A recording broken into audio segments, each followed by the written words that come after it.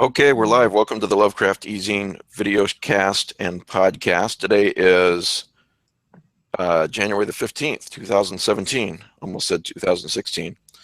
And our guest today is Philip Gelatt. I am saying your last name correctly, right? That's correct, yes. Okay, good. Uh, Philip is the writer of Europa Report, which is actually currently on Netflix right now. And you're the director and writer too, I believe, of They Remain. Yes, yep, both. Okay, which is an adaptation of one of Laird Barron's stories, 30. So we're going to talk about those things and talk about your Lovecraft addiction and so on. Let's do introductions real quick, and Matt's got a prize, and then we'll get into it. Why don't we start on Joe's side, and we'll work our way over. Hi, Joe Pulver, writer, editor. Kelly? Kelly Young. I'm the executive editor of Strange Eons magazine. And I guess Laird would be next. Hi, Laird Barron here, writer, sometimes editor. And Matt? I'm Matt Carpenter. I sometimes edit, allegedly. Pete? Pete Rawlick, author, occasional editor. I'm just going to call you Fracosity today to avoid That's great. confusion. That works for me. You're next. Philip Fracossi, author and occasional screenwriter. I feel like I need something occasional in my introduction. You're an occasional podcaster now too. Yeah, I'm more of an occasional podcaster. Yeah. Infrequent podcaster. Rick Lay, writer. And SP? SP Miskowski, fiction writer and very occasional podcaster. It's good to see you. Good to see you too. And I'm Mike Davis with Lovecraft Easing. And Philip Gelatt, for those out there listening and watching who do not know you, can you talk a little bit about yourself and who you are? Sure. So let me bumble the first question.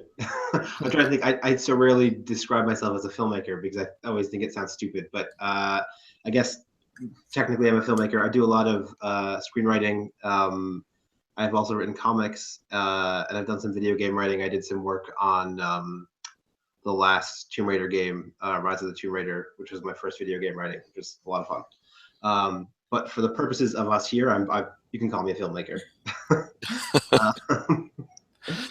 All right, we're going to circle back to you in a second. Matt's got a prize. What did you have, Matt? Okay, this is a little thing, but it's certainly pleasant. It is the picture book C is for Cthulhu. It is very charming with charming artwork, and this is an unwrapped copy. I'm sorry, an unread copy because it's all wrapped up in plastic still. All right, we'll give that away a little bit later.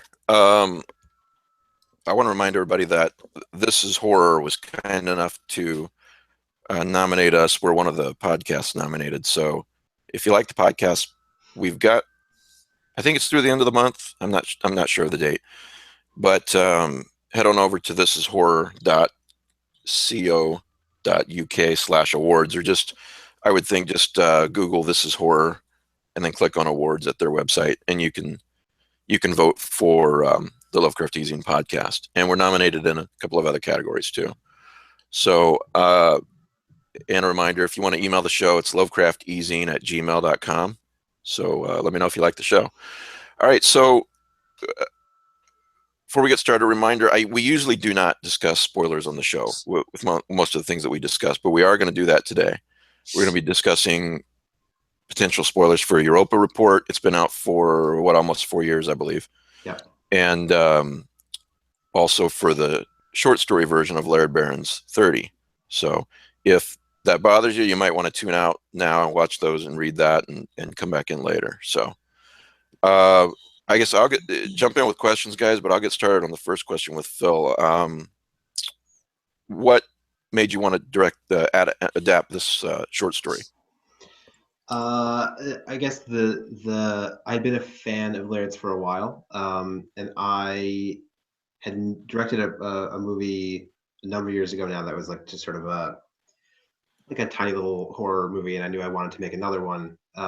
So when I read 30, it felt, well, there's a couple of things. First of all, I found it to be a very haunting and interestingly frustrating story. Like I didn't really, it was so mysterious and so interestingly opaque. I found that really attractive. So there was that. There was just sort of like a initial attraction to the subject material. And then I knew that I wanted to do something that was small enough that I thought I could make it with as much control over it as I could get. And so the story is, basically just two characters in a fairly unique location, but it is just two characters. And then it's a lot of atmosphere and a lot of strangeness. And that felt like something I could probably figure out how to do.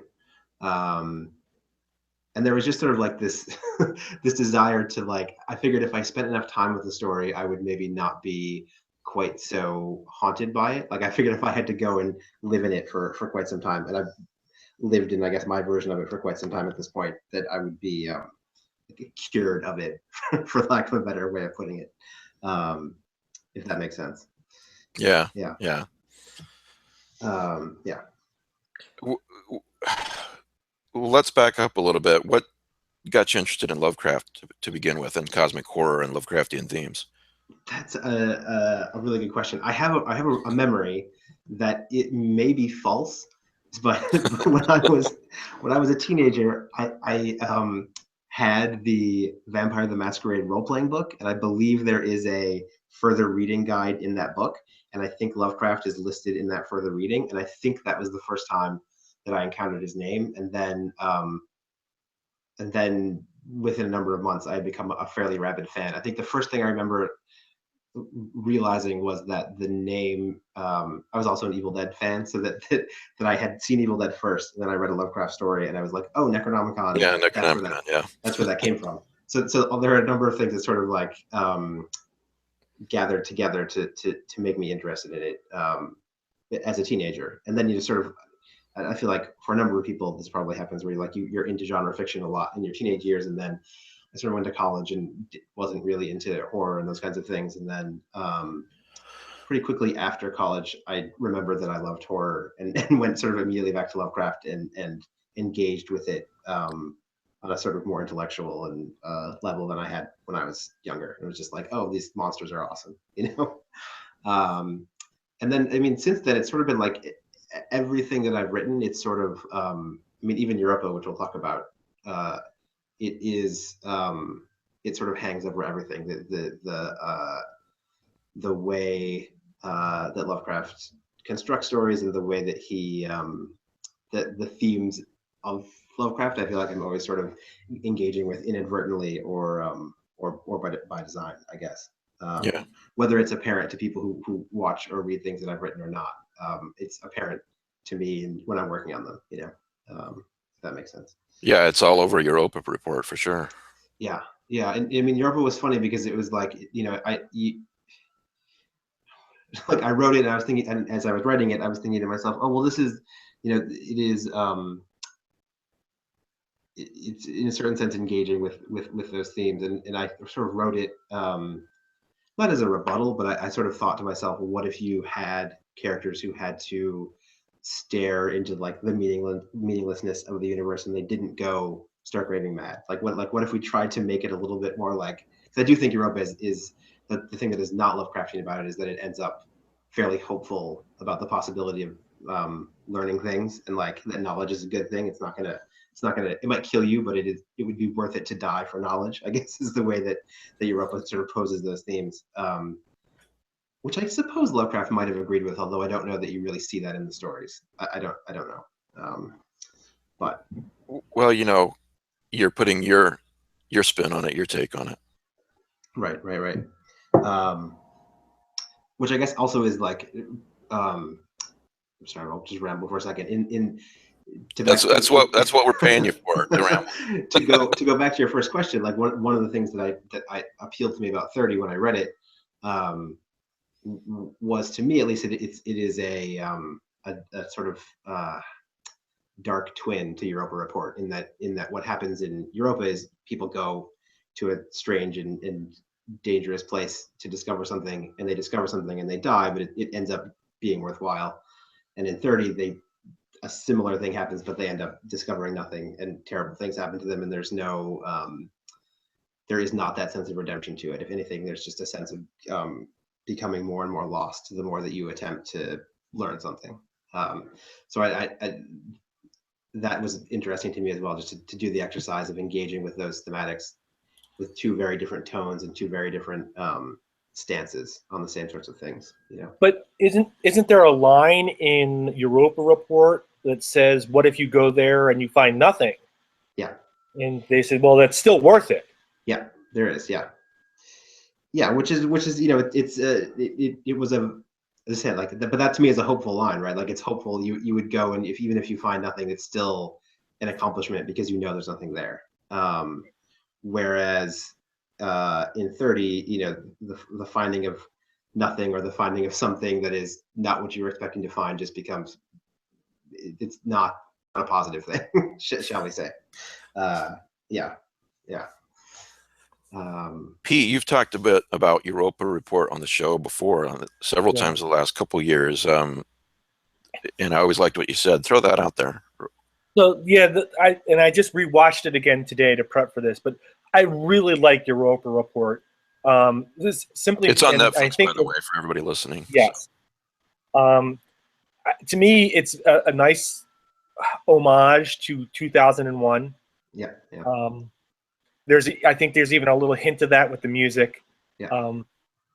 But this whole idea that when you do this long trip, that it is a long trip and it is a boring trip, and some of the most dangerous things are going to be the most mundane things, and that these long trips, and even when we occurred on Earth, when we had to take ships and whatnot, the hard part was getting there. And it was a lot of effort just to get there and to survive the journey. And yes, once we get to Europa, there is a danger from this life form that's down there. But the real danger is just the environment itself. Right. And making mistakes and underestimating the environment. And we are very fragile human beings, and we've built machines and systems to take care of ourselves.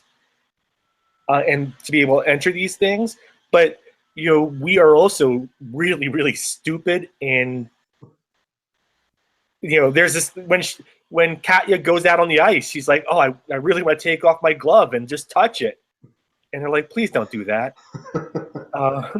There's a funny thing about all that stuff in that movie. Like, there is a so like at a certain point, I was working on it, and there were these, and it happened a number of times through the process of making the movie, but so, like, in a sense, what Katya's doing in that scene is, you know, viewed from a certain vantage point, she's just fulfilling a horror movie cliche, right? Like, she's going into the dark basement, she's going to the place where you know you're not supposed to go. And my stance on that had with always the audience been, yelling at her not to do that. Yeah, and I mean, and my stance had always been that in Europa, that was we had earned that cliche, because these characters are not teenagers who are there, you know, who are in some place they thought was safe but isn't. They're scientists, and they already know in a certain sense that they're there to die. So of course that character would go into the dark basement and want to take her glove off, because that's what she's there to do. You know, it just but even towards the end, I would get notes that were like, well, we have to do something to make this not that cliche. But I think the movie earns it, or the circumstance earns it, you know. Well, you know, I've read some commentary, and one of the comments is like, well, they hold a democratic vote to see what they do, and that's kind of silly. And then they decide to do this, and that's kind of silly. You know, that's not the way ships work. Yeah. And but you've answered that question already, which is the same conclusion I came to. These are not military guys. These are not chain of command people. These are scientists. Yeah. And scientists will often do the stupidest things you set in front of them just to see what happens. Yeah. I had a professor who was out surfing and saw 3 very unique sea slugs, and dove under, grabbed them, and didn't have anywhere to put them, so he popped them in his mouth. That's amazing. Yeah, one turned out to be one of the most deadly sea slugs on the planet. So yeah, but they will do these things, and to see it on screen and to see some hard decisions made by people who are there for the love of science and are risking their lives to do something that has never been done before and for knowledge. It's a pleasantly attractive movie. It's a really good film. Well, and I love that they make the ultimate sacrifice for no reason other than to deliver information, to deliver knowledge. And I think that's what makes that. I love that ending is one of the best endings of any movie I've ever seen. That final whatever it is, 10 seconds. Yeah. Leaves you just kind of like, what? So and hey, I wanted to mention, speaking of Pete saying about you got there was some criticism about the way the crew acted. I was wondering because when I first saw it, this was a few years ago. I know that there was I'd read, and before we watched it, I was reading up about it actually because it really interested me. And I remember seeing there was some that you, and this may be false information, but I thought there was something about it being based on NASA data of such a mission occurring. Is that true? Like that we define what you mean by. Well, I remember one of the critics had said it's astonishingly accurate, and I guess there'd been a few comments about how it was based on. Yeah. So yeah, we did. I mean, yes, it's not like we went to NASA or to JPL and they showed us their mission manifest to go to Europa, but we did. We went. I went to JPL once and then had a bunch of sort of conferences or calls with scientists of different ilk. And it's funny, like to the previous point that we were talking about, like I would ask all of them, and the answer is obvious, but I would ask all of them if there was a one-way mission to Europa, would you go? And absolutely all of them were like, yeah, for sure. And then I think I even went so far as to ask one of them, like, if you were on Europa and you knew that stepping out of the ship would hit you with enough radiation that you would die of cancer sooner rather than later, would you do that? And he was like, oh yeah, I mean, for sure. Like it wouldn't even be a question for me. That's the point for them, right? Yeah. But so yeah, we had a bunch of science advisors, which is I stumble talking about it because it frustrates me because we put so much work into that aspect of it, the science and the research, and then there are a couple of things in the movie that I know aren't scientifically accurate, and it drives me up the wall. Like there's one line that is an ADR line that somebody put in at some point in post when I was no longer involved whatsoever, and I think when they land, he says that the temperature outside the ship is absolute zero, which is of course absolutely not the temperature on the exterior of Europa because it's just not. And I think I can just hear somebody saying, "Oh, we got to make sure that it sounds really cold, so we should have him say it's absolute zero." And there's a couple of tiny little details like that drive me a little bit nuts. I think the other one that is annoying to me, not to poo-poo the science because there's a lot of great science in it, is that the core of the ship. I don't know if I have a visual aid. Let's say this wine cork. This is the core of the ship, right? So when there's no gravity, they're in like this part of the ship, and then when there is gravity, they're in these living modules, and there's supposed to be two living modules that are like rotating around to give artificial gravity in those, which is real science. Like there would be artificial gravity if you were spinning something like that, but centrifugal force. The distance that those arms would have to be out to give the gravity that we're saying is in those living module, it would be like massively wide. So that's another little detail that but I know that there's gravity in those modules because it was too expensive to shoot no modules with gravity, so we had to have some modules that had gravity, and so we constructed this idea that there were arms. So anyway, well, they were smoking an alien, so. Well, they clearly had some kind of artificial gravity drive in Alien that allowed. Yeah, them to, after the fact, Ridley Scott came out with all these excuses of why they could smoke, and. But it's like so. Also to the 2001 nod. I mean, at the very very outset of the movie when we started writing it, and I was talking to the producers, the thing mean, that was always part of the idea, was to try to do hard sci-fi on screen, because it hasn't, I mean, I think since 2001, it's fairly rare to see that. So a lot of the instinct was, hey, let's explore this other subset of the genre that doesn't often get done, you know. Can I ask a question? Yeah. Are there any other shows currently you think that are trying to do a good job? For example, I very much like The Expanse. Right. But still, they have to do a little bit of imagining. Yeah, I mean, I like The Expanse. I think that they're, yeah, I mean, I like The Expanse. I think they do a good job with it. Even though that, you know, they have wiggle room, right? Because Europe is not that much in the future, but The Expanse is, you know, like, you're pretty far out there, so you can have a little bit more wiggle room in terms of like what the technology available is. I'm trying to think of other ones. I mean, honestly, I would have mentioned The Expanse as a good example of somebody trying to do the same thing. And I think, you know, like it's weird, you know, we did Europa Report, and then Gravity and Interstellar got made sort of around the same time. And I think they both do a reasonable job. I'm a little bit confused as to why people love the science of Interstellar so much, not to poo-poo it, but I think a lot of that movie is kind of silly. So yeah, I agree. Yeah.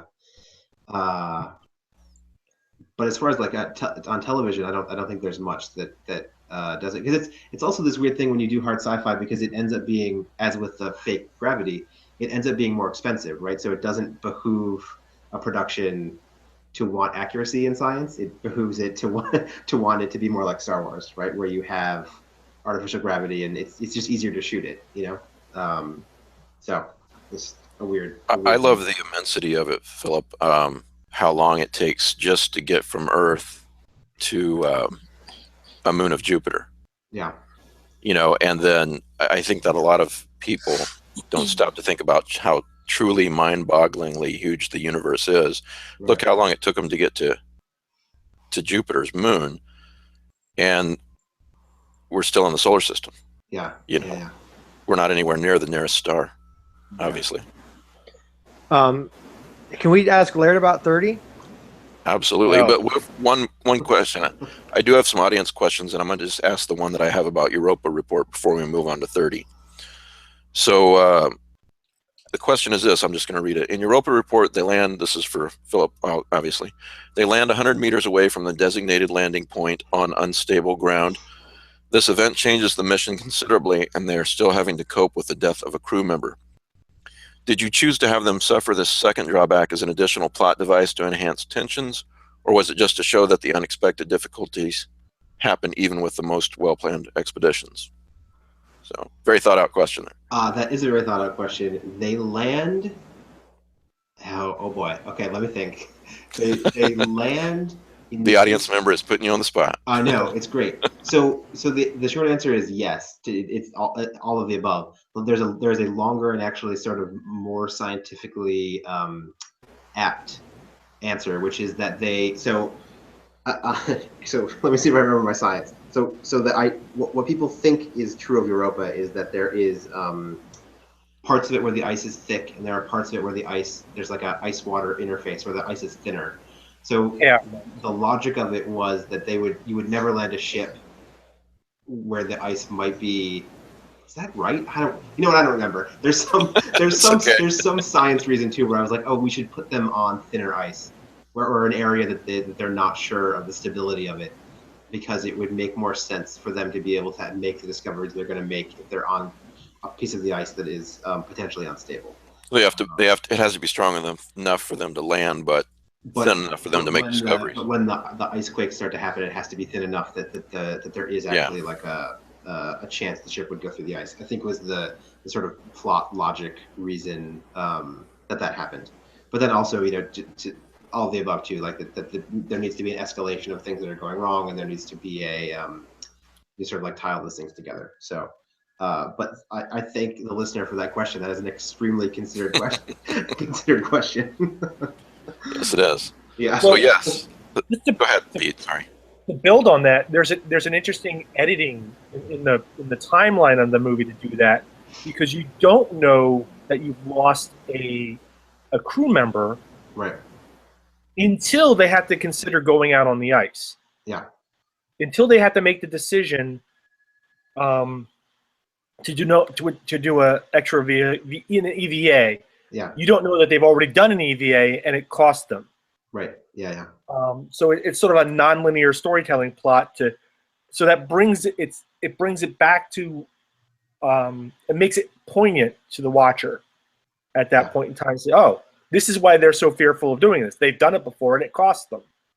Yeah. So that's absolutely right, and it's interesting. Like, so the screenplay was not written that way. The screenplay was written linear, and that ending decision was made in post.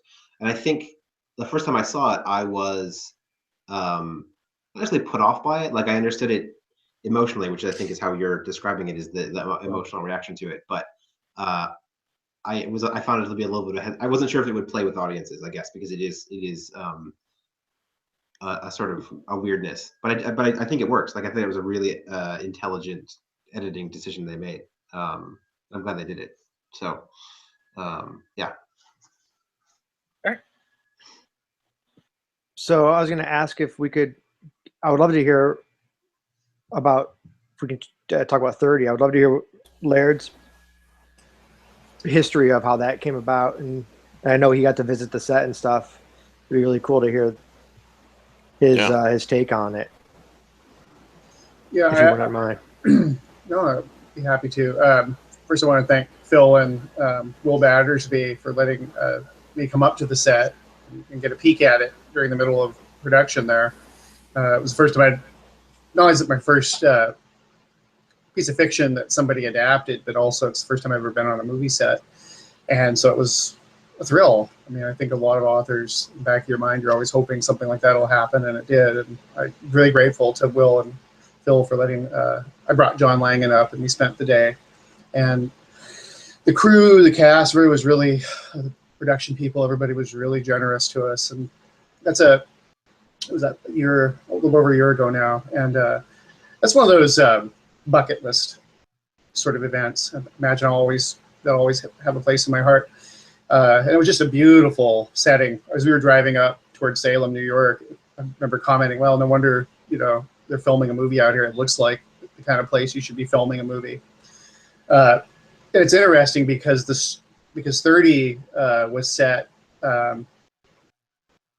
in the high desert near sort of, I never really quite, I'm kind of coy about it in the story. I mentioned Yakima, but it's basically, in my mind, it was set in eastern Washington, kind of in the high desert area. And I think, but it is one of those stories that the wilderness, it could have been set in the Arctic, it could have been set in a real desert, could have been set in the tropics. The wilderness itself is sort of a key element, not necessarily particulars of the type of wilderness. But I think it translated, I thought they really did a nice job translating from a high desert setting to a more temperate climate. But originally I wrote the story for Ellen Datlow as a giveaway. It was supposed to be a very short piece of fiction, probably 3,000 to 5,000 words. And it was for the Shirley Jackson Awards. Periodically they'll have a raffle to raise funds. And so Neil Gaiman donated a keyboard, and various authors donated Tuckerizations or signed copies of their books or whatnot. And I wanted to do something that was, because Ellen was the one who approached me about it, I believe, Ellen and or Paul Tremblay. And I said, I want to do something a little different. I'm going to invest a little bit of time, more time in this. And so I'm going to write an original story for the person that, wins the raffle. And I will not publish it. I'll reprint it. I reserve the right to reprint it, but I won't first publish it anywhere. And it was called At the Hatch. That was the working title. And it just sort of took over. It sort of took over my life for about 6 weeks. I based it on, the spirit of the story was sort of based on a real life event. A CSI team a few years ago, I believe it was 2007 or so, went to the Manson family ranch. And I can't remember, it was like, I think it's Mount Baker or something like that, or the Baker Ranch. But they had been there for quite a while. And I don't recall if the family was squatting there, if they were actually releasing it. but they had a school bus or two set up. They had, like one of those itinerant camps set up. And, we have all heard about the Helter Skelter, all the murders of Sharon Tate and a few other people. But what you don't hear a lot about is the fact that the authorities believe that they probably murdered a lot more people up there in the mountains, because it was sort of a situation where they would go to the airports, like a lot of good cults do. They would go to the airports, they would go to bus depots, and they would pick up down on their luck soldiers, kids, runaways and whatnot, and they would take them out to the boonies, and they would, most of them, I guess, had a good time and left, but a few didn't, and the authorities have a strong sense that they killed a lot of people, and so in the mid-aughts, a CSI team went up there and conducted about a 10-day or 2-week expedition with dogs, ground scanning devices, forensic pathologists, looking for the burial sites, the kill sites. And if I recall correctly, they had some minor hits, but they came away empty-handed. And so I said to myself, there's a hell of a story there. And what I did is I just sort of inverted it. Instead of the CSI team looking for bodies, I brought in a couple scientists who are studying aberrant animal behavior, which is something I have had familiarity with, having lived up in Alaska. We lived in one spot where the animal behavior was not at all normal, and we speculated for many years, still do, that this little mountainous pass that we lived in for a while, that there must have been some kind of poison, whether it was hunters who poisoned the wildlife, whether the government had conducted experiments, or whether there was just something electromagnetically off about the area. The animals did not behave correctly. We would have bears just walk up into camp and just sort of look at us, then walk off again. And I'm aware that rabies is a problem, but it was too widespread. It even started happening with some of our animals. We had horses, dogs, cats, chickens, and the animals just really did not behave correctly. So I sort of put all this together, and I wanted to create a very claustrophobic, slow burn kind of a story. And as does happen to me sometimes when it's a really intense story, it became more of a nightmare. I sort of related a nightmare because I dreamt about this story. And if you look at how the narrative is pieced together, it really isn't linear. I wrote the story, and it's about 15,000 words, and I wrote it in chunks of 3,000 to 5,000 words. And I actually, except for the beginning and the end, I actually swapped. As I was writing it, I kept swapping the sections. And so the end result is actually, it's not linear whatsoever, except the beginning and the end piece. And I don't know, it's a story that, I've written a lot of stories, I've published a lot of stories. It's funny, we were talking about the outset of this program about Lovecraft. This is about as far from Lovecraft. It is kind of a mirror of Europa Report, but it's definitely not a Lovecraftian. There's really not much of the Lovecraftian cosmic horror that I usually like to work with. I think there is maybe an element of cosmic horror to it, but it's certainly naturalistic. And if there's any kind of spirituality, it's definitely sort of the synergy or antagonism between the natural wilderness and man's intrusion. And that story really has a lot more to do with, it really asks the question, it's like a chicken and the egg question. Did the cult and the scientists, in other words, people, did they bring the evil into the wilderness, or was it there waiting to exploit their flaws? And I think Phil and company have done a pretty interesting job exploring that.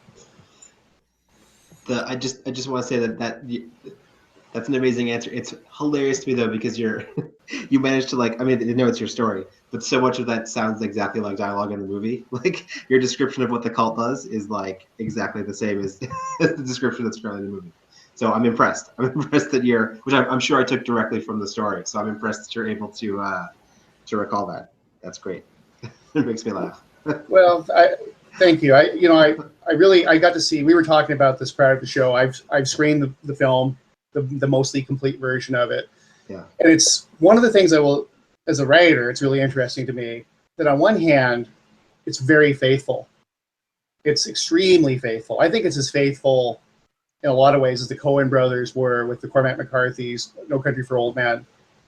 And yet, you did something it's contradictory to that is that you've actually, you and your team sort of made it your own movie. As I was saying, there are science fiction elements. There are occult and cosmic horror elements, but you foregrounded the science fiction. I mean, I think interestingly, it's more of a science fiction horror movie than the story, which is, I think, more of a weird fiction, weird horror story. And the interesting thing is that both are true. In other words, I could easily see you going back and saying, you know what, we're going to reshoot this and shoot it a different way. Because I think there's two ways you could have gone, and you picked one. Yeah. And I think the way that you picked is much more Gelatt. Yeah. Which I think it's interesting. I mean, I think you get a different experience if you read. There's going to be like some cognitive dissonance, because I think fans of that story that watch the film are going to be going, they're so similar, and it's like watching subtitles and yet also listening to dubbing. We had the horrible experience one time of that happening, and the bottom line is it creates this jarring kind of a thing. But I think that's very apt for the story itself, which I think has at least to me, that has always been one of the things, as I said before, that is so, I think, amazing about it, but also frustrating about it, is that it's a really sort of weird, silly way to describe it, but it slips and it like slides, and it won't let you hang on to it. And I think that so I think it's apt. I have one question. Does the horn make it into the movie? Good question. Oh yeah, the horn is in the movie. Nice. The horn is in the movie. There are a number of things about shooting this movie that were harder than I thought they were going to be, and one of them is shooting a giant horn. I just sort of thought that it would be, that's why I was asking. I just sort of thought it would be easy, like because we have a huge horn, 2 huge horns. Laird actually has one of them now. And can we see it? Yeah. I'm not allowed to show the horn until the movie's out, unfortunately. Oh, all right. But next week's giveaway, Mike. Yeah, exactly. But you have this giant horn, and I mean, it's big. It's how big, Laird, do you think that horn is?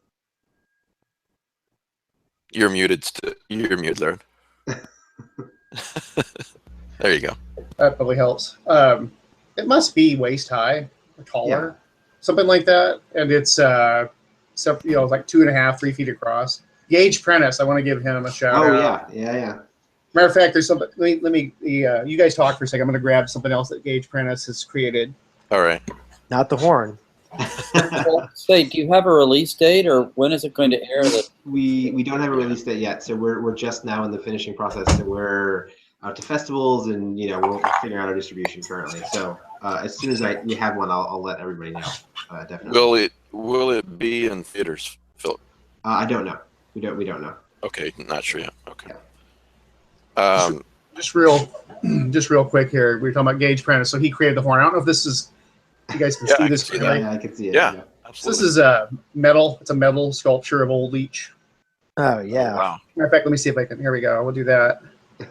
And so he actually we've licensed him. He's working with my agent, so he's creating a few licensed pieces of art. And the guy is just, first of all, he's the nicest guy. He's my kind of guy. Big old blue collar guy, heart of gold kind of guy, and just a genius with sculptures and quite obviously movies practical effects. I hope he gets to do a bunch more stuff, because the horn is just, I'm jaded, I mean, I'm expecting styrofoam blocks from Star Trek, and this guy comes up with the horn. I just don't, without CGI, how are you, and lots of money, how are you going to create something that doesn't look silly? It's very authentic looking. It scares the crap out of people pulling into the yard. They have it sitting on a bale of old rotted hay that they put up to. Oh, out front. Nice. Yeah. It's, you turn it on our driveway, and there's the horn. Do you even get deliveries with that horn in there? Or do they turn around? They walk quickly, and they look over their shoulders. And between the barking dogs and me, I'm all prettied up. I come lurching to the doorway, with a week's worth of growth and no clothes on, and like, what do you want? Yeah. But so it's just not a welcoming. The Barron You didn't Ranch. touch that horn, did you? Hope you didn't touch that horn. Bad things will happen. Bad things are going to happen if you touch the horn. If you need something done in that, I'm sure he welds and all this stuff. I think Gage Prentice is the man. Yeah, I think he could probably do just about anything. I gave him the horn job. I mean, gave him the horn job. It sounds so terrible. I'm going to use that. No, I lost my train of thought. So we hired him.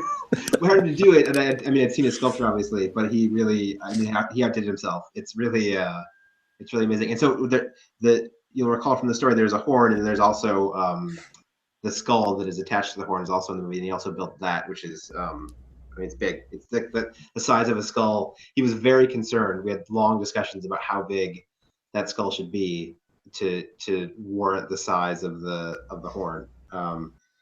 I think we came out pretty. In a pretty good place. It's an impressively large skull. I have to say that this, and I have not seen it obviously, but I have to say that this film just sounds awesome. Yeah. I can't wait to see it. Thanks. I can't wait for people to see it. Well, I can't wait for people to see it. I am incredibly nervous about showing it to people because, and this is my admission of very low self-esteem, but I very rarely like things that I do, and I really like. I'm very proud of this movie, so that makes me more nervous to show it to people because usually I make something and I'm like, well, that was crap. So so people can, it doesn't matter what people think about it. But this one, I'm very happy with it. Yeah. Laird, you have seen the film. Mm-hmm. Do you want to tell the audience what you thought? Sure. One thing I enjoyed the hell out of it, actually. And I really feel like I need to see it on the big screen because the cinematographer is one of the great cinematographers, I think, working right now. And just does amazing things with film. And so and sound. And I really feel like I need to see it. I got to screen it on my small, I have kind of just a mediocre size screen, but it was really good. Like I said, very true to the story. And the actors I want to say a couple things about the actors. The acting was really interesting. Like I was saying earlier in the pre-show, I feel like the male lead really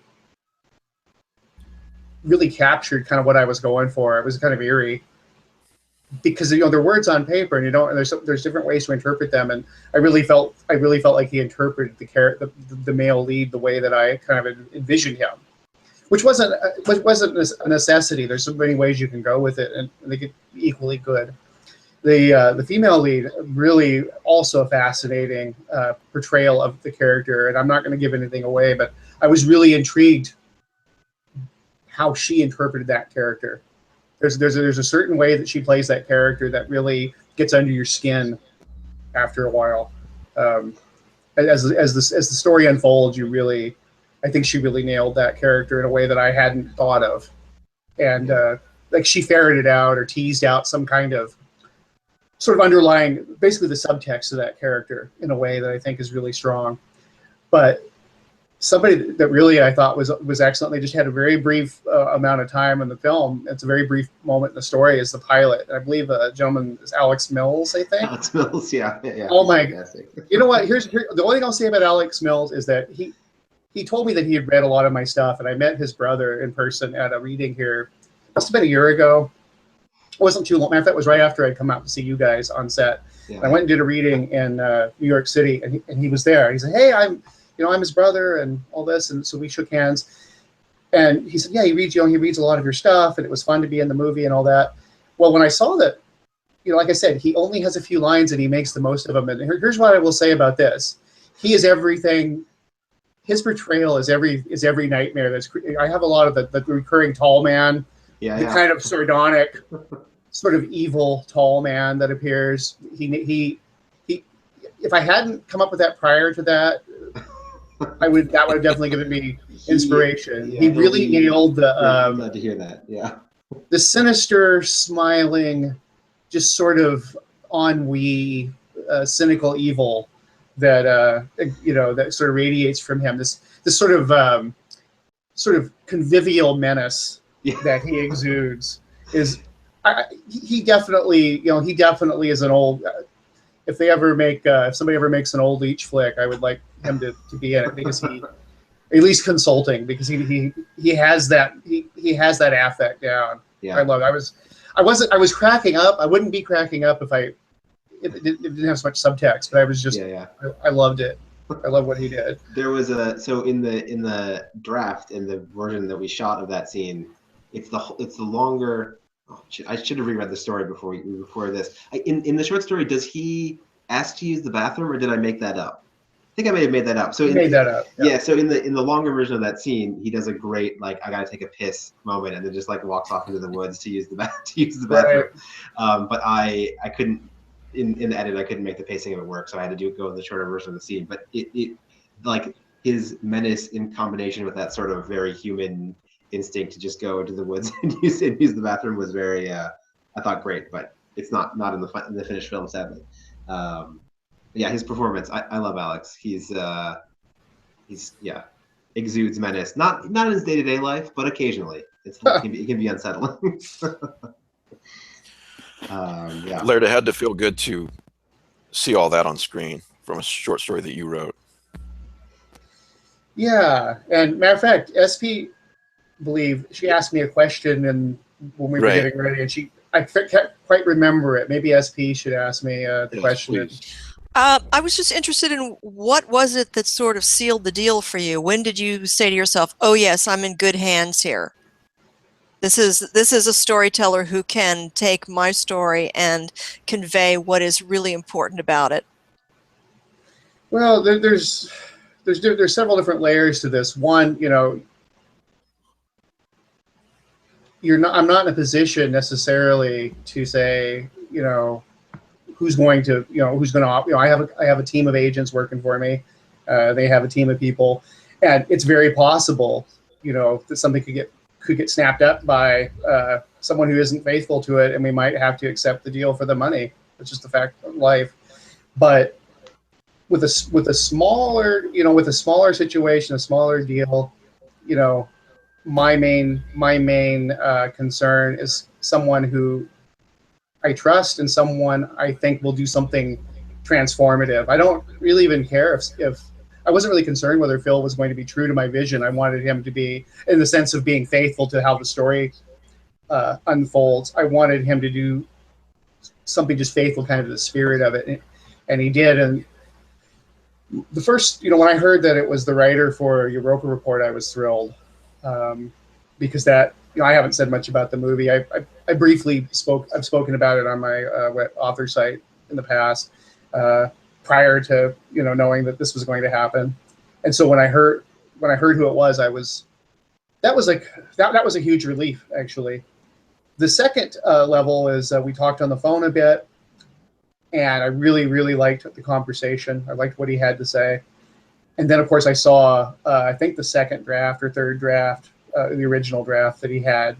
And what impressed me wasn't the stuff that was similar to, that was faithful to the story. It was the that it's going to have to be adapted. It can't be, it can't be word for word. Matter of fact, the story doesn't have a lot of dialogue. He really was in a position where he had to interpret a lot of things and convey them in ways that might, differ from the prose in the book or the story. But what really impressed me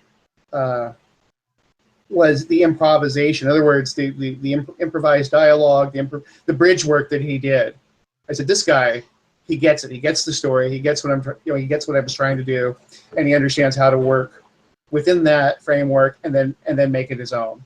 And as time went on, I got different reports. I was really thrilled to see sort of how he and Will Battersby made it their own. Like I said, that they foregrounded the science fiction. The science fiction elements are in there, but I think in a really eerie and chilling way, they brought it forward a little bit. And then, of course, when I heard that Sean Kirby was going to be the cinematographer, that there was, that really, I think that was the final element, because there's no way to know what it's going to look like until you actually see it all put together. But when I saw who was going to be the cinematographer, I grinned because I really admire him. I really admired what he's done in the past. Great. I just wanted to I wanted to go back, Philip, to you mentioned the previous film that you'd made, a horror film, sort of low budget. That was that The Bleeding House? Yep. Okay, I liked that film a lot, and I just wanted thank you. I just wanted to touch upon it because I know it's quite different from it's very different from Europa Report, and it's Yes. very different from what I'm sure the story that you're working with to create They Remain. But one thing that struck me about both of those films is your gift for closely observing behavior in a very sort of intense, intimate circumstances. Right. In The Bleeding House, it was this sort of shunned family. They were sort of set apart from everybody else and kind of stuck with one another. And then in Europa Report, as you say, the science is great, and I love the film for that. I love everything about the movie, but I especially appreciated that given the science, given the story, given the how it could be just about science, you had such closely observed behavior. Yeah. I think that that's sort of the hallmark of your work, and one of the reasons that I'm really looking forward to this film. I think that what you're going to make, what you've made of this story, is probably going to be pretty wonderful. Well, thank you. Thank you so much. The Bleeding House is a movie that I mean, I love it. It's my first movie, but I haven't seen it in ages. I don't know if I could stand to watch it again, just because all I will see are the things that I think that I didn't do right. But that being said, it does have its fans, which is really edifying. And actually, funny story to touch on Lovecraft. So the killer in Bleeding House, and a lot of it got cut out, but he's sort of like, one of his affectations is he like sort of quotes liberally and paraphrases sort of semi-famous quotes. So for a long time, he had a line where he quoted the opening of Call of Cthulhu about the inability of the human mind to collate all its parts or whatever. But that got cut out of that movie. So there was for a time a very tangential relationship between Bleeding House and Lovecraft, but it's no longer there. But thank you. That's very kind. Yeah. Hey, Philip, can I ask about the title? Laird's titles are always a little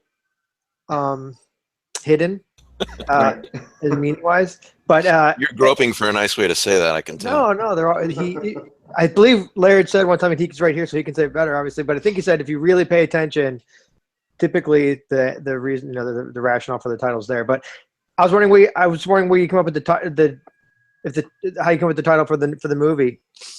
Yes, so Laird's a little bit aware of this. Like we had an epic. Well, most movies probably do an epic list of potential titles and ideas and et cetera, et cetera. So I had always kind of wanted to keep the title 30 because I liked it. But then a couple of things happened. One was Rob Zombie had made a movie called 31, and that made everybody go into a tizzy about calling the movie 30. And cool. Then then I have this, like, this is a terrible thing to admit, but I have this. So the movie's very strange, and it's not. But I want people to see it. So eventually, I was like, we should come up with a title that sounds sort of like, at least like a horror movie, like something that sounds like it's of the current genre. So that then led to an array of discussions about, like, what kind of horror title are we talking about? Like, what should we call it? And I always inevitably start to joke about titling a movie something akin to like you guys, do you know the story about the fake working title of Hellraiser, like sadomasochistic angels from beyond the grave? I always come up with, like, ridiculous, like, sort of overblown titles for movies, because I think that's such a great title. But so anyway, then for a little while it was called What Remains, and then at the very last, it's like almost the last minute at which I could have made this decision, said that wasn't horror enough. It sounded a little too poetical and a little too it didn't reek of genre to me. So at the very last minute we changed it to They Remain. And and again, it's a little bit cynical. To me, it sounds a little bit like It Follows, and that's a good thing because we want that sort of association with like other horror movies that have been well received lately. So, and I guess the reason that my artistic argument for as a good title is actually that I think that the they in question is fairly vague and open to interpretation, and that to me elevates it a little bit above just we wanted a horror title. So I guess my fear with it is that it comes off as a listen, this is like a little bit of a deeper discussion, but like one of the things I love about the story and that I wanted to recapture in the movie is that it doesn't provide an answer. You know, these people are looking for something and they're being threatened by something, but it never provides an answer. And so one of my concerns with They Remain is that it could be construed to contain an answer, but I think I'm overthinking it. So, I thought it was nice. I thought it was sort of ambiguous, and I honestly, the very first thing I thought of was Waiting for Godot. Oh, interesting. Yeah, So- that's also kind of apt, actually. Now that I think about it. Yeah. Yeah. And I don't think it's cynical, actually. You and I were talking about this the other day a little bit when we did the video test. The fact is, the marketing is important too. I mean, if we want to see more films made from weird fiction stories, then we want films like this to succeed. Yeah. So yeah. And so, Philip, is your thinking then to? I mean, when you describe it, is it sci? Are you describing it as horror? Is it sci-fi horror? I've started calling it backwoods science fiction, which does not really capture it. Deliverance with aliens. Is that how you're describing it? Oh, so it's the Night of the Coon. I call it a horror movie. Although I think when I say horror movie, what I'm thinking of is probably unrecognizable to the average, not average, but like to people who are raised on like Insidious and Sinister. I mean, this is not that, you know. So it's not. Right. It's not a horror movie in that vein. So I honestly, to be honest, I have had this exact problem with everything that I've made. Like, I mean, Europa Report's obviously a science fiction film, but it sort of has a little bit of genre slippage, and then it's not Star Wars. And this movie definitely has genre slippage. Like, I don't know that I would call it. I feel like to call a movie a thriller is to damn it with like faint identification, because thriller is just this catch-all for anything that's not exactly horror. So I don't relish the idea of calling it a thriller. And I think horror is slightly misleading, and I think science fiction, to be honest, it is, but it's also slightly misleading. So it's too bad. I don't know. It's too bad that we have to rely on these categories. The same thing happens with fiction, you know, because you call something thriller and you assume it's a Lifetime movie, and you call something horror and you assume it's a Netflix movie, and you know, and if you, so it is tricky. Yeah, you got to get them in the door, though. You got to get their butts in the seat. Exactly. Yeah.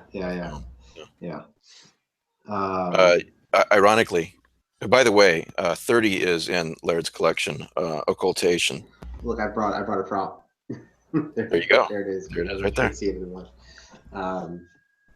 the and I thought it was ironic. I reread the story today, and in the second page of the story, she's teasing him a little bit and acting like, I guess you'd say, that they're in a horror movie or in some sort of movie, and does the trailer voice, I guess you'd say. Yeah.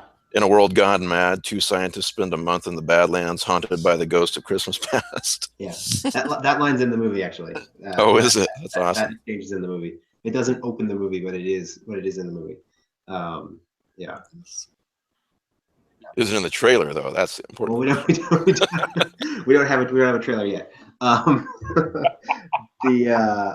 There's something else I was going to say. Oh, actually, to rewind quite a bit, I want to talk about when Laird was talking about how he wrote the story, because the process of writing the screenplay was actually I did not know that's how he wrote the story, but writing the screenplay, I underwent a similar process where I should have brought that prop. It's downstairs, but I took the short story and I printed it out, and I just cut it up into like scenes, for lack of a better term, and sometimes those scenes were literally just a single sentence, and then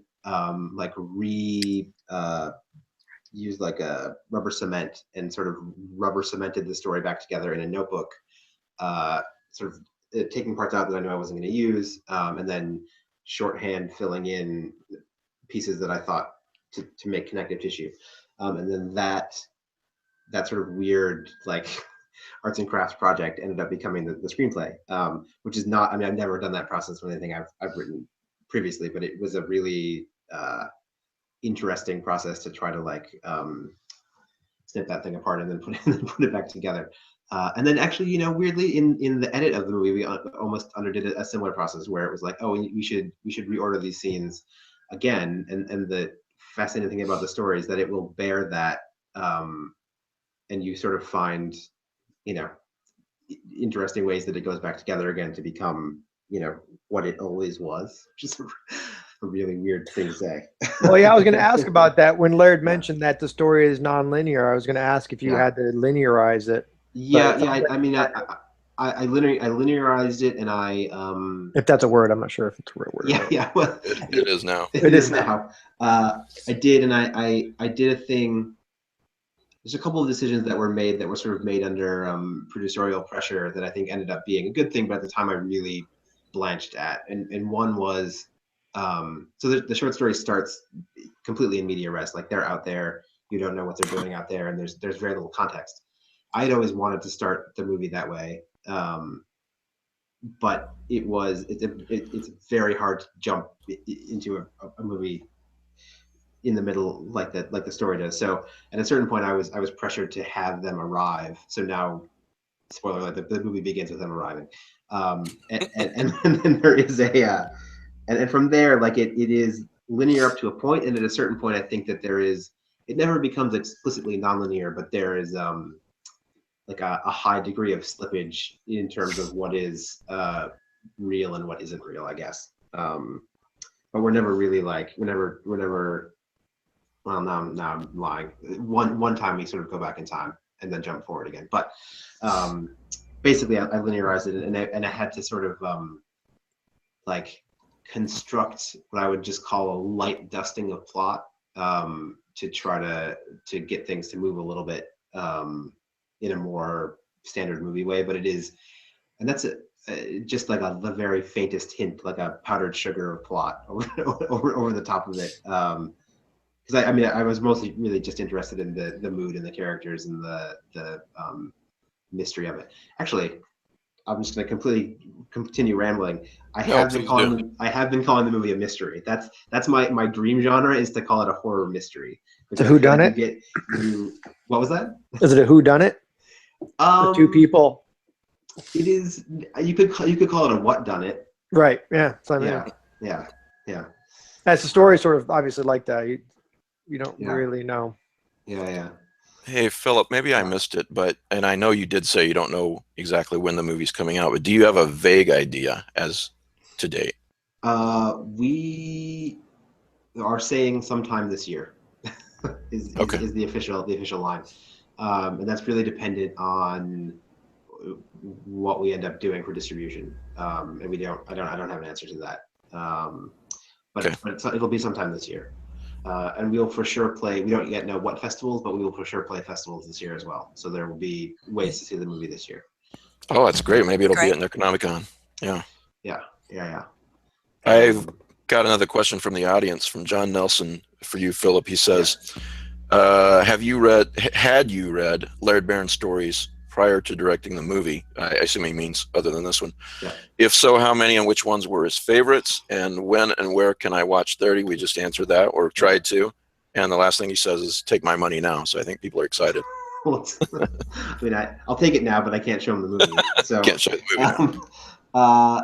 Prior to making the movie, I'd read a good deal of Laird stuff. I'd read all of Occultation.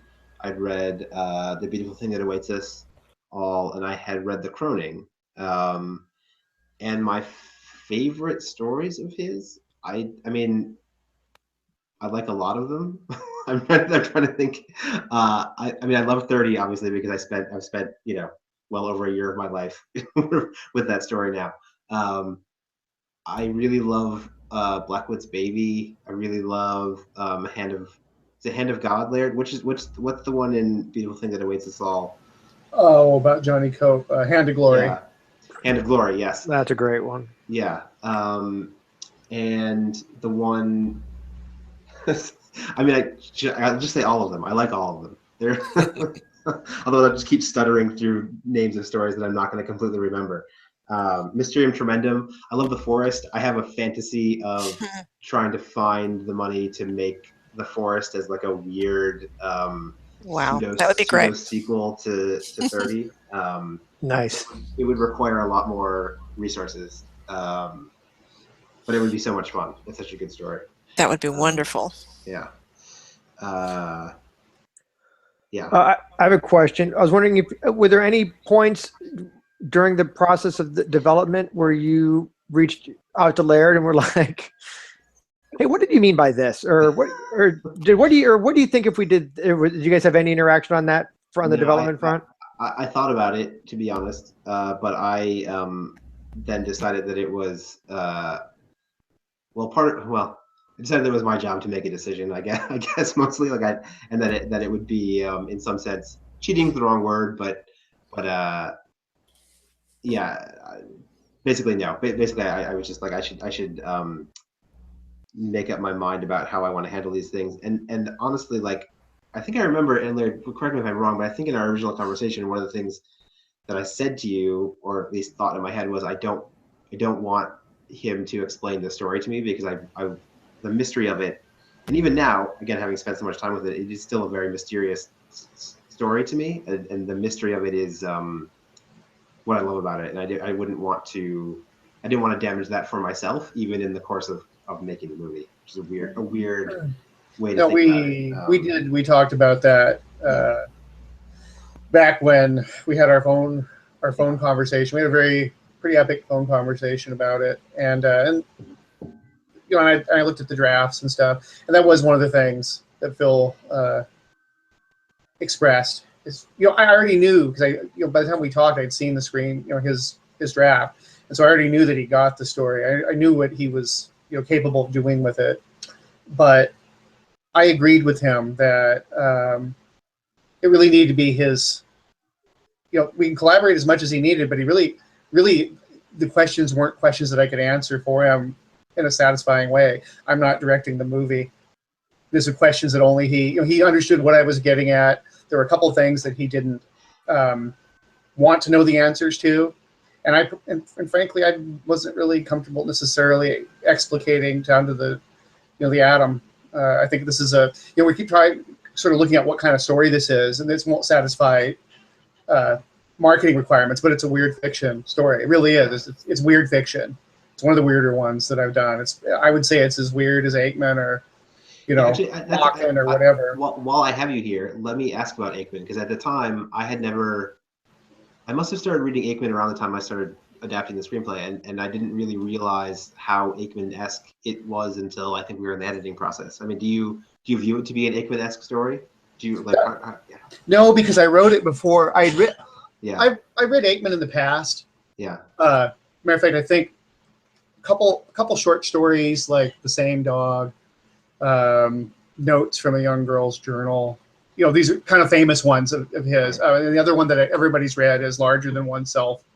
And as a tangent, I think we really need to do a Wagner. There needs to be a Wagner Lovecraft show, or Lovecraft zine show, because Wagner and guys like that sort of got me into Aikman. But I hadn't read a lot of him. I'd read enough to know who he is and be impressed with him, but not really absorb him. I actually started reading Aikman right after I wrote the story. Oh wow! Like within 6 months or so, I read Cold Handed Mine. I read Sub Rosa. I read there was one other one I read. I'm thinking it was the one that he wrote in collaboration. I want to say We're for the Dark, but I can't remember if that was it. But I just started absorbing him, and I started realizing that he is more powerful. It's not even just. He actually inspired Swift to Chase, my current collection, in the sense that the stories work independently, and that's fine, but they actually work even better as a cohesive whole within the book.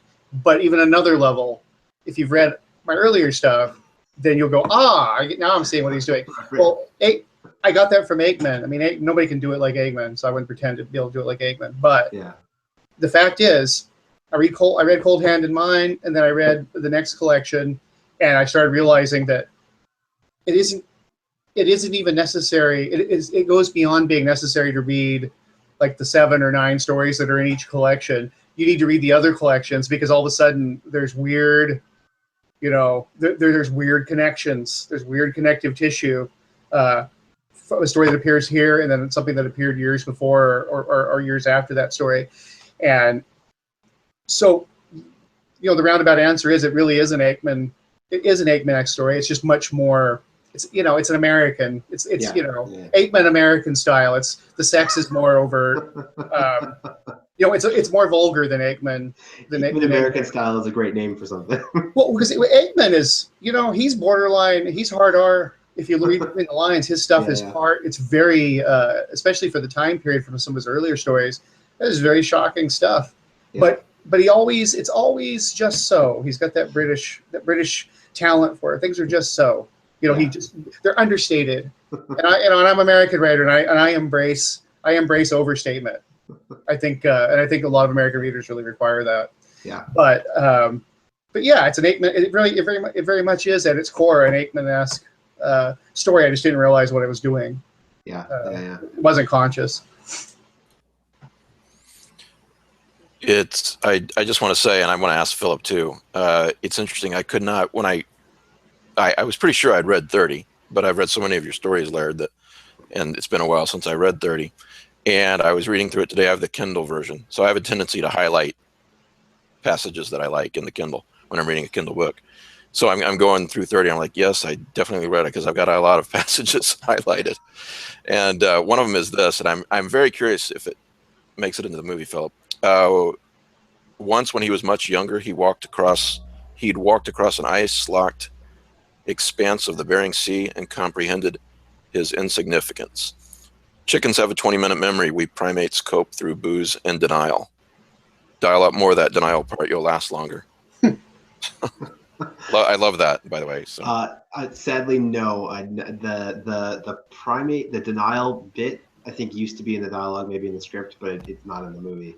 One of the things that did unfortunately change in the course of production was I had written relatively like epic dream sequences that I was not really able to do the way that we had written them. So we have some sequences in the movie that are I'm very happy with, but anyway, one of the things that I wanted was to get to do some snowy, landscapey dream stuff akin to the things that the character thinks about in the story. And I am here to report that sadly I was not able to accomplish that. So that one goes on the get him next time list, unfortunately. But actually, a line that is I was thinking about Laird talking about the actor. So the lead actor is this guy William Jackson Harper, who, if you like sitcoms, you can see every Thursday on A Good Place on NBC. He is the co-lead with Kristen Bell now, which is pretty cool.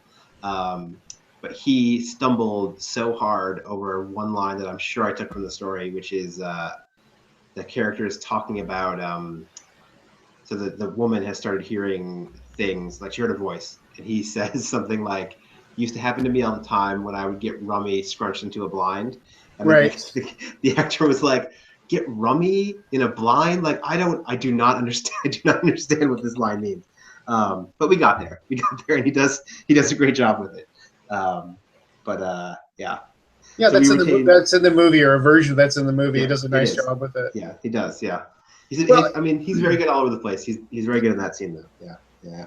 That's interesting. I will say this. I've been working with an editor over at GP Putnam Sons, and she's, a bit younger than me. She's like in her early 30s, I believe. And when she was looking at the novel, the crime novel, I make a lot of references, and I'm unabashed. I talk about Lee Van Cleef and a lot of stars and sayings from my grandfather's generation that were just really common in Alaska, even amongst the youth. And it does bring people up short sometimes. I go, what are you talking about? People don't use the word rummy as often as. I knew what fishermen all. fishermen all talk about being rummy. That's exactly, you know, at least when in the 90s. But sometimes I do. People just run up. They run into a wall and they're going, what's skookum? What do you say? That person's skookum. What do you mean by that? And it's not in the dictionary. So I feel his pain. Oh, and actually, the other pronunciation was Semidosina semifascia when she describes the wasps by their kingdom phylum class name. In that one, she like went to the actress knows some Brown professor or something, and she had to call a professional to get the pronunciation. She was very concerned about that. She did a great job. Yeah, yeah. Oh dear. Here it is. I just found it. I want to ask you, Laird. I'll just read the line. He limped across a plain that stretched beneath a wide carnivorous sky. So I have to ask you about that because there's a book title by that name, and I'm not sure which one came first or if they're related at all. Oh, I appropriate John Langan all the time. That's I mean, this is interesting. I've done my own things with them, but that comes from Langan. That's there's a couple things. There was the title, "The Beautiful Thing That Awaits Us All," was actually the early working title for one of his stories, and he ended up calling it Bloom instead. And this is years ago. This must be still more than that, like 6 years ago. And I said, "Hey, can I use that? You know, if you're not going to use it, may I have it?" I said, "He says, great, sure." And it was initially going to just be a story, and then I never even named the story that. I just called the collection that, and it's a phrase in the story.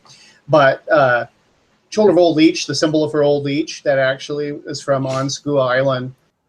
There's a scene in there where the expert that's been brought in by the archaeology team and the military protectors brought this guy in to decipher some runic code or whatever.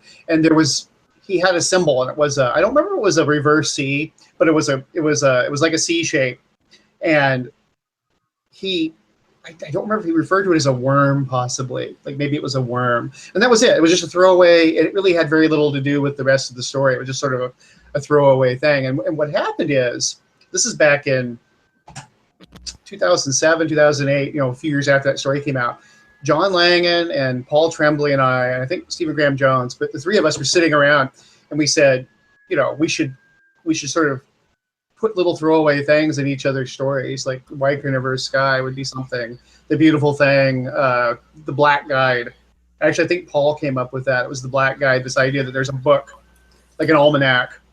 But the kind of the twist to it is not that this Necronomicon style book travel log exists, but that it kind of changed shapes and it appears in very strange places. There's different editions. There's multiple copies of it. It might be a biking pamphlet left on a bus seat, or it could be a tome, or in John's case, he actually created it as a website. It manifests as a website that crashes your computer, and your computer won't work, and then 3 days later it comes back on with all this arcane, terrible stuff on there. So, yeah, there's a small group of us primarily the three of us have been doing that for years. John and I actually even did we've even taken it a step further. We were both in Christopher Golden's vampire anthology. What was it? I guess year before last it came out. And I wrote a story with a dog. They mentioned they were out the story begins they're looking for a dog named Orlando, and like Tony Orlando. And in his story, there's the opening scene is with a dog named Orlando, a different Orlando. I think it's Orlando Bloom. And so he also references one of my monsters in his story. So it'd be kind of fun for our fans over the years. They'll be able to find, there's a lot of stuff like that. Little references to each other's. Sometimes they're really obvious, like the White Carnivorous Sky. That's pretty blatant.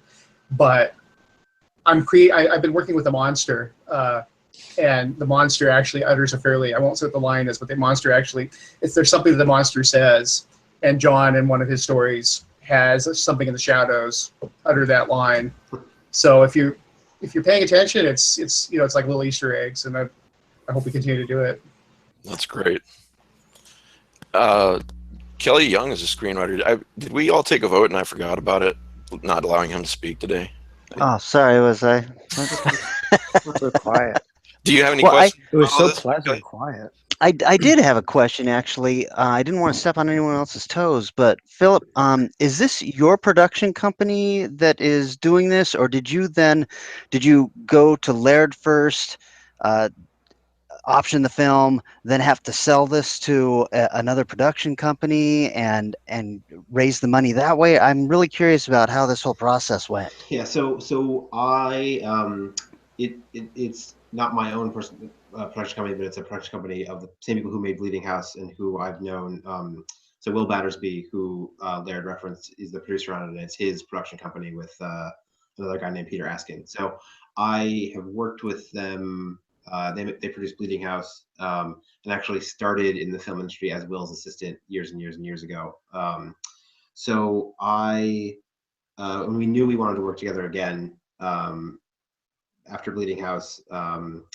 And then I read 30, or I guess I mean, I had read it before, but I think I thought to myself, oh, I should go back and see if there's anything in Laird's stuff that I want to do.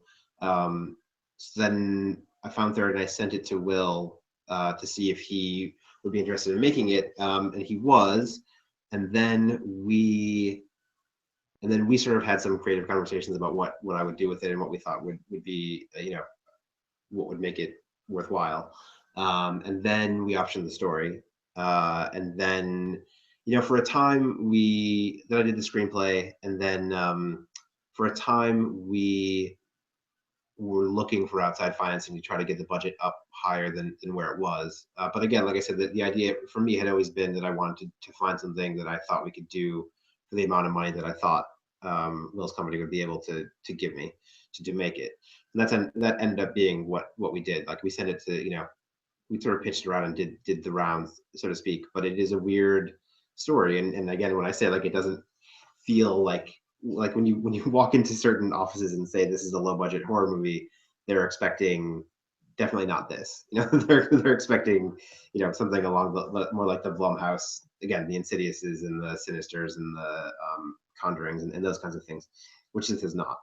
So I'm not. I mean, those were no's that I was expecting, like to the point where I almost thought it was a waste of time to try to do it, because I was like, I don't know who's going to get this and let us make it the way that I want to make it. So we should use the resources we have and just go make it, which is what we did, and it has turned out well. But does that answer your question? Yeah, so then you'll hit the festival circuit, and then it may end up that Blumhouse or somebody else becomes the distributor anyway. That's the hope, I guess. That's the hope. Yeah. Now that we have like the movie that I wanted to make was the goal for me. But yeah, so now we're out to festivals, and then we'll see. Like the Tribeca distributed Bleeding House, which is my first movie, and we maintain a good relationship with them. So who knows? We may end up there again. I'm not sure.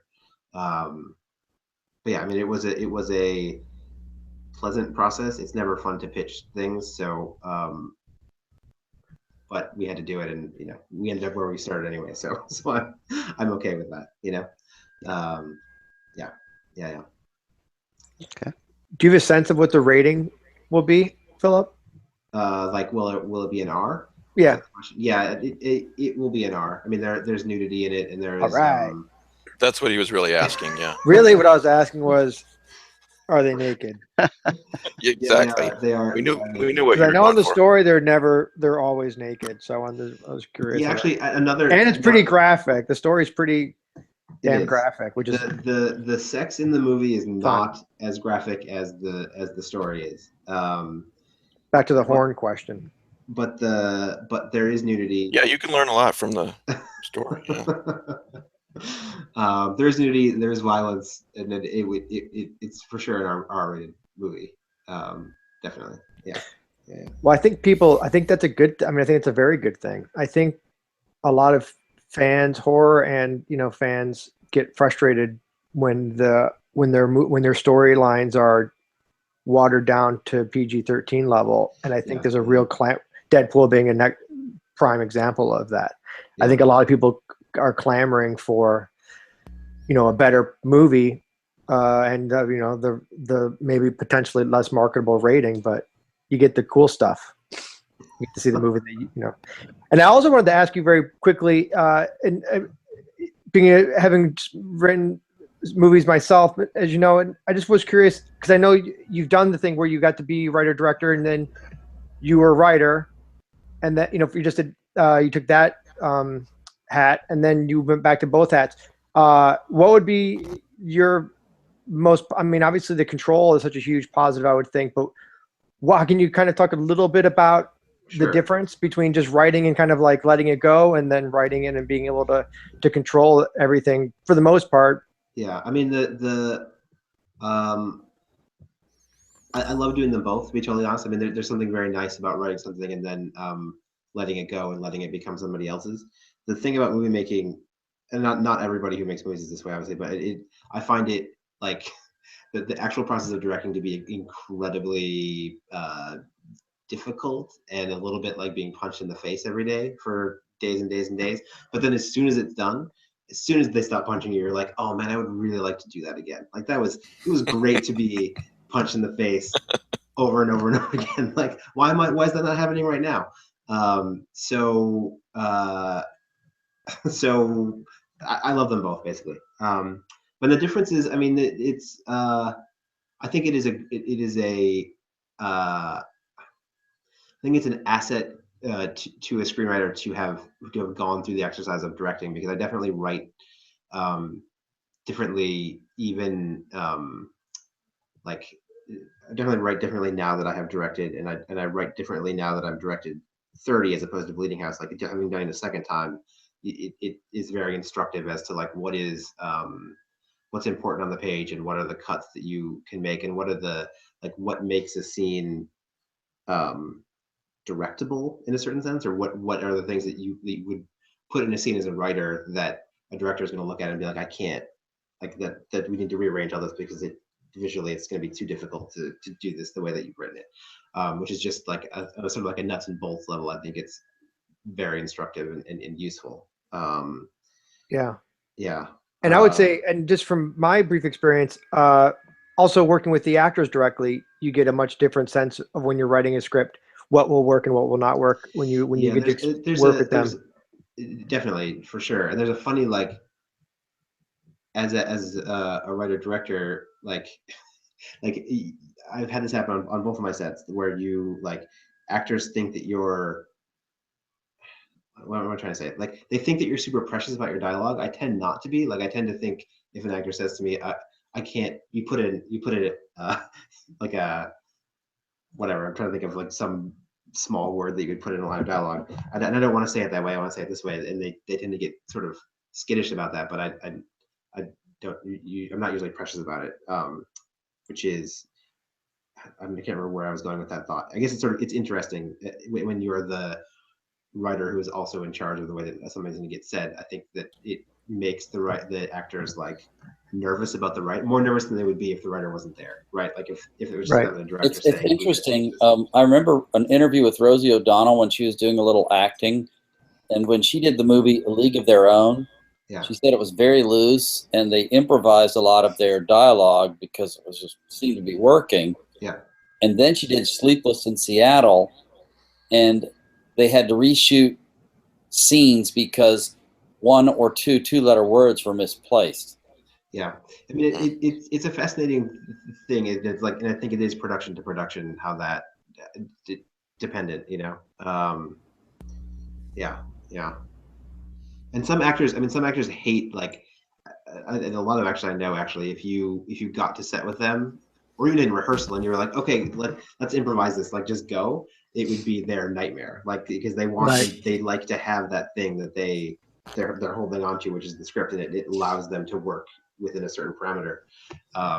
I know other actors would be fine the other way. So I always found it funny in theater that actors always expected the writer to actually remember all of the dialogue, to know all of it. I mean, I would, if I was sitting out front, yes, they would get very nervous and upset. I tried to always sit in the back so they couldn't see me, but they would say, "Oh my God, I'm so sorry about this." And I'd say, "What? What line? Like I'm gonna sit there with a script and follow you." So the funny thing about movie making is that you have this script supervisor, right? So there's there's a person who's sitting next to you at all times. Because I'm the same way. Like, I'm like, is that how it goes? I don't know how it goes. Like, you tell me. I don't know. But there's a script supervisor who's there with the script, who is, and we had a great script supervisor who was very like fascist about it in a certain sense. So if the actors got off a single line, she would be the one saying, "You like, this is not like, you've changed it," and I would be like, I don't care. Like, what was the line? I don't remember what it was in the first place. So yeah, it's fun. It's a good time. Before we wrap up, I do have another couple of quick questions for you guys, if it's all right.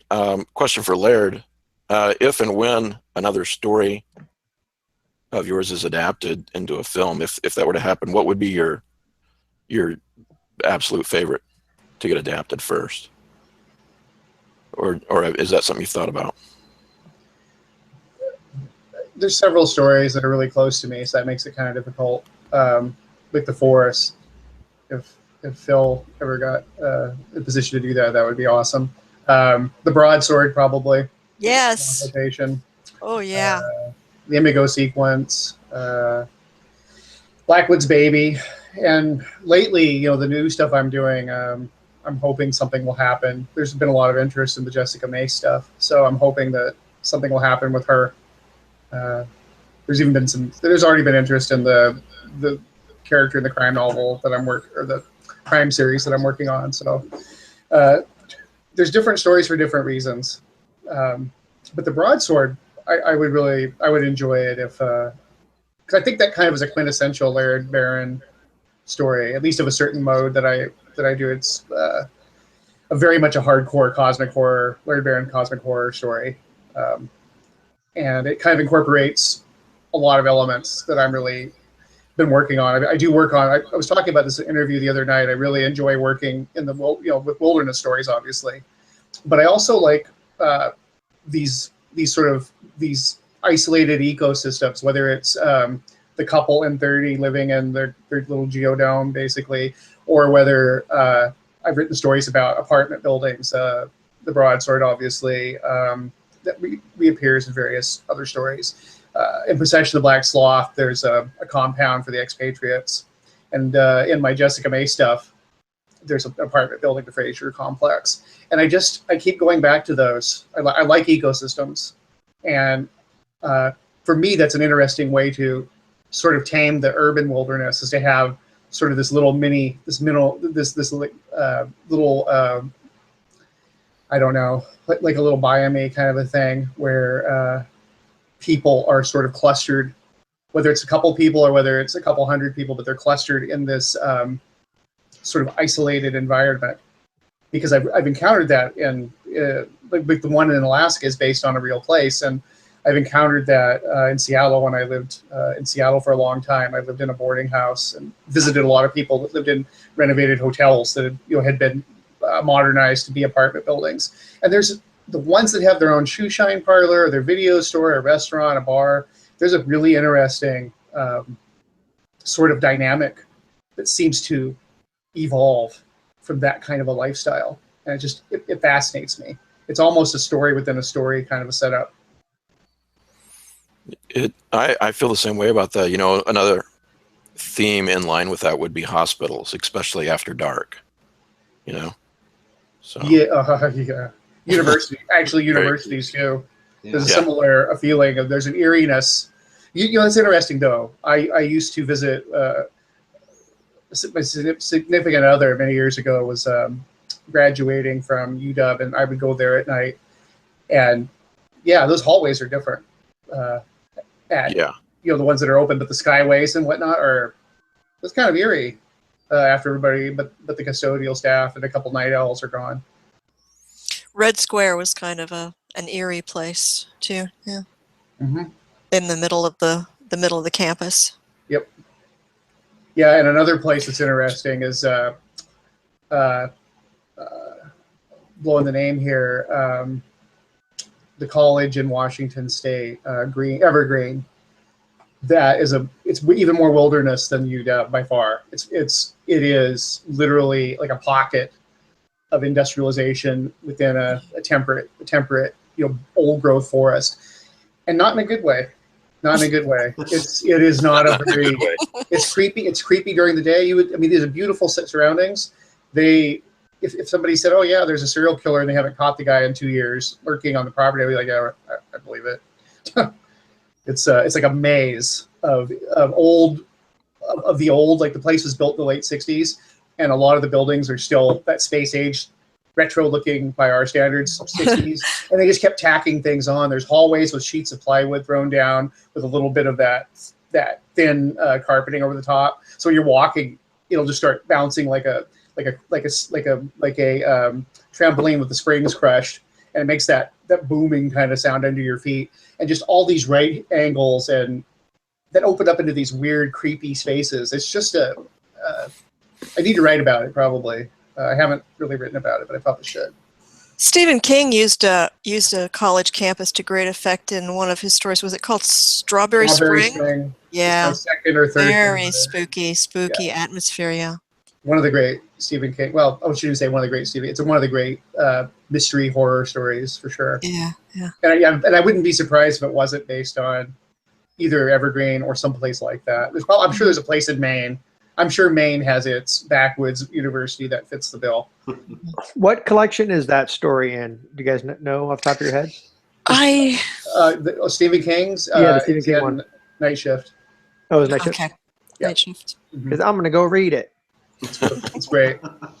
So you'll go back to it again and again. I mean, I've read it. I've read Night Shift a few times, but not for probably 10 years. I don't know. So Laird's current collection is Swift to Chase. For everyone listening now and later, if you haven't picked that up, you really should. It's wonderful. Which brings me to my last question for both Philip and Laird. What can you talk about now that you're working on right now, and what's next for you guys?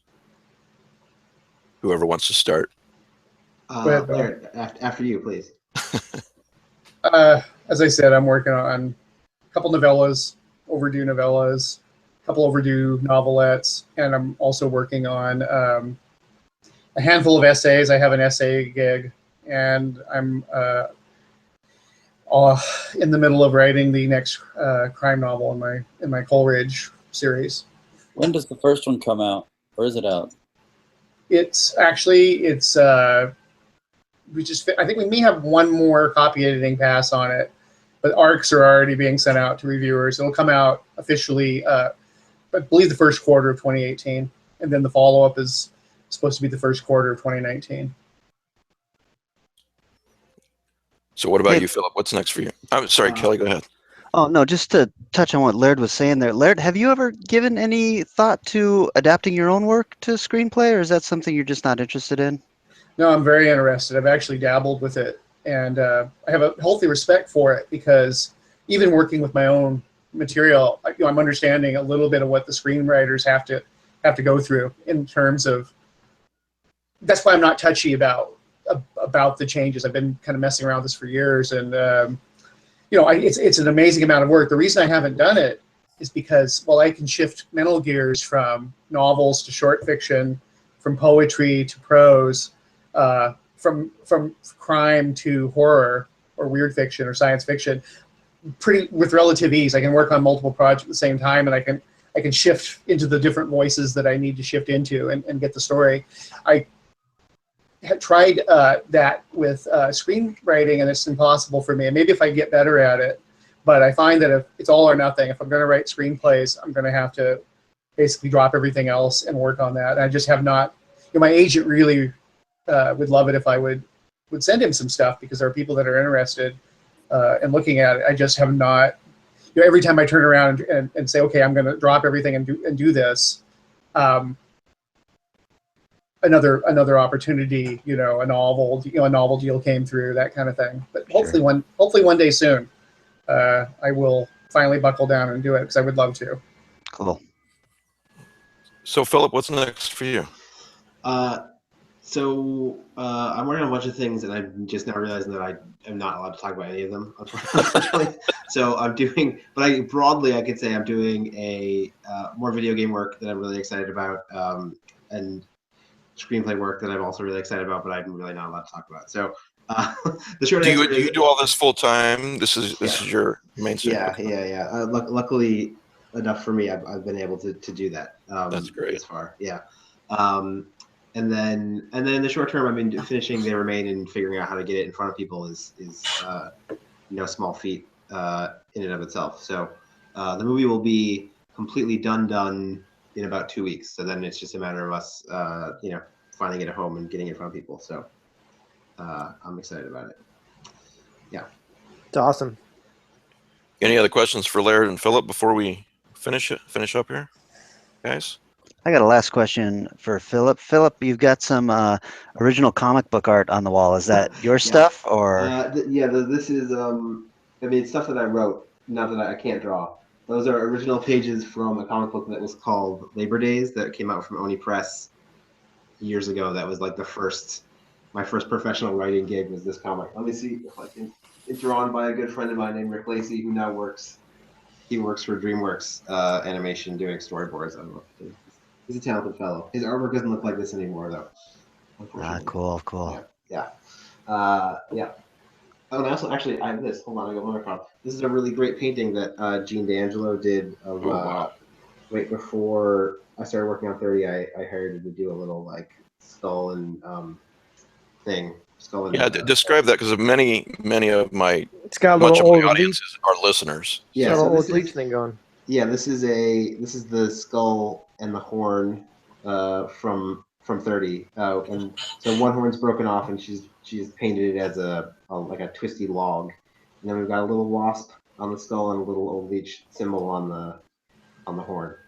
So at some point we'll put that up as it won't be the poster of the movie, but we'll make it as like a sort of online promotional thing. So it's pretty. That's cool. Yeah.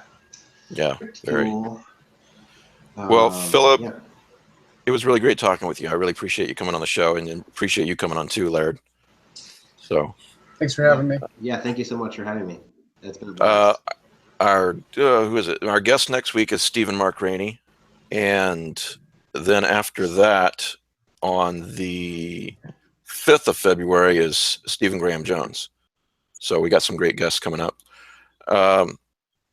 Again, vote for us at This Is Horror if you like us, that is. Which, if you've listened to this entire episode, you probably do. This Is Horror, and just click on awards and Lovecraftian podcast. So everyone, thanks for watching. Thanks for listening. Guys, thanks for being here. And we will see everybody next week.